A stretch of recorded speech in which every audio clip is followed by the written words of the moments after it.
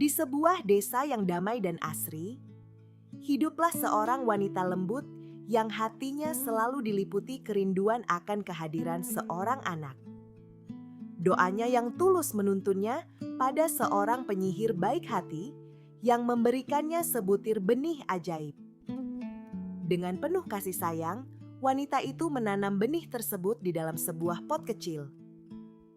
Keajaiban pun terjadi. Tunas hijau muncul, merambat naik, dan perlahan mekar menjadi kuncup bunga yang sangat indah. Ketika kelopak-kelopak itu membuka diri, tampaklah pemandangan yang menakjubkan. Dari dalam sari bunga, lahirlah seorang gadis kecil mungil yang sangat cantik. Karena tubuhnya hanya sebesar ibu jari, wanita itu menamainya Thumbelina, putri jempol, atau Oyayubihime. Hari-hari mereka dipenuhi kehangatan. Di atas perahu kecil yang terbuat dari kelopak bunga, Thumbelina mendayung sambil menyanyikan melodi-melodi manis yang memenuhi seisi rumah dengan kebahagiaan. Sayangnya, kedamaian itu terampas di suatu malam yang sunyi. Seekor ibu katak yang buruk rupa mengintip dari balik jendela. "Gero, sempurna sekali. Dia akan menjadi pengantin yang pas untuk anakku yang tampan," gumamnya serakah. Tanpa belas kasihan, katak itu menculik Thumbelina beserta tempat tidurnya dan membawanya ke atas daun teratai di tengah kolam yang gelap. Ketika sinar mentari pagi membangunkan Thumbelina, alangkah terkejutnya ia. Hanya ada hamparan air, ibu katak, dan anak kataknya yang terus berbunyi, "Gero-gero," dengan menakutkan. Ditinggalkan sendirian sebagai tawanan di atas daun teratai, Thumbelina menangis terseduh-seduh. Air matanya yang jatuh ke kolam mengundang simpati ikan-ikan kecil.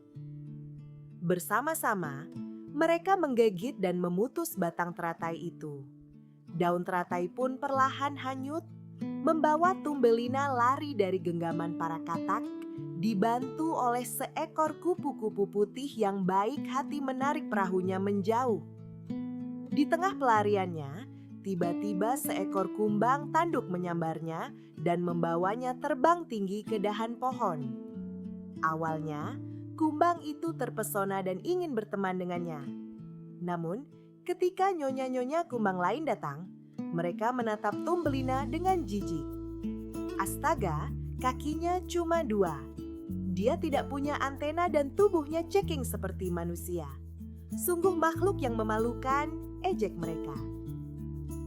Termakan oleh cemoohan teman-temannya, kumbang itu pun membuang Thumbelina di tengah hutan belantara. Kini ia benar-benar sebatang kara. Sepanjang musim panas dan gugur, ia bertahan hidup hanya dengan meminum embun pagi dan mencecap nektar bunga, beralaskan rerumputan dingin saat malam tiba. Waktu terus berganti, dan badai salju musim dingin yang kejam akhirnya melanda. Tubuh mungil Thumbelina menggigil hebat, hampir membeku di tengah tumpukan salju. Beruntung, langkah rapuhnya membawa ia ke sebuah lubang yang hangat, rumah seorang nenek tikus ladang. Astaga, anak malang, lekas masuk dan hangatkan tubuhmu, sambut nenek tikus dengan raut wajah iba. Sebagai balas budi atas tempat tinggal dan makanan yang diberikan selama musim dingin yang panjang, Thumbelina membantu membersihkan rumah dan dengan senang hati menghibur sang nenek melalui cerita dan nyanyian merdunya. Suatu hari, seorang tamu kaya raya berkunjung. Ia adalah Tuan Tikus Mondok, tetangga mereka yang buta, kolot, dan sangat membenci sinar matahari serta keindahan bunga. Namun, begitu ia mendengar suara emas Thumbelina, hatinya langsung terpikat. Untuk mempermudah perjalanannya mengunjungi gadis itu, ia menggali lorong bawah tanah yang menyambungkan kedua rumah tersebut. Di tengah gelapnya lorong itulah, Thumbelina menemukan seekor burung walet yang terbaring kaku. Sementara Tuan Tikus Mondok mencemooh burung itu, hati Thumbelina justru hancur oleh rasa iba. Ia ingat bagaimana burung-burung menyanyi untuknya di musim panas. Diam-diam, ia menenun selimut dari rumput kering dan menyelimuti burung itu. Kehangatan kasih sayang Thumbelina membawa keajaiban. Detak jantung sang walet kembali berdegup. Ia tidak mati, hanya pingsan karena kedinginan.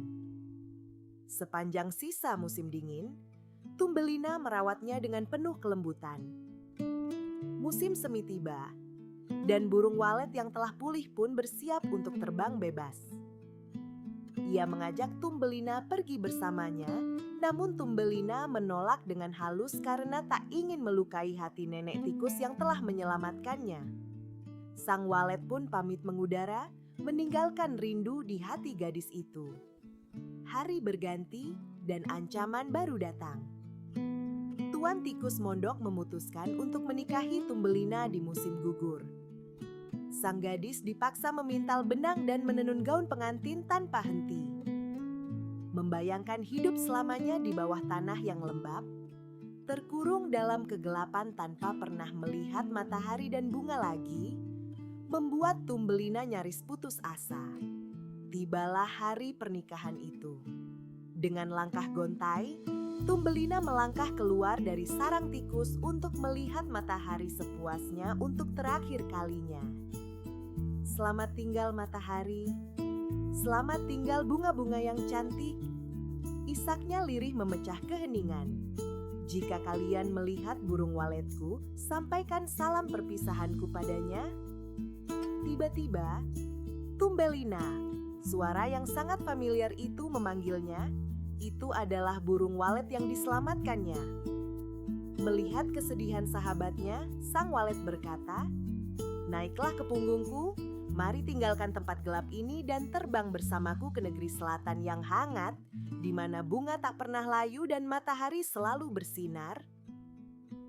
Kali ini, Thumbelina tak ragu.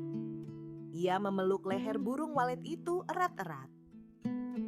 Keduanya melayang menembus awan, melintasi samudra biru dan hutan-hutan hijau, hingga tiba di sebuah negeri ajaib yang dipenuhi lautan bunga gemerlap.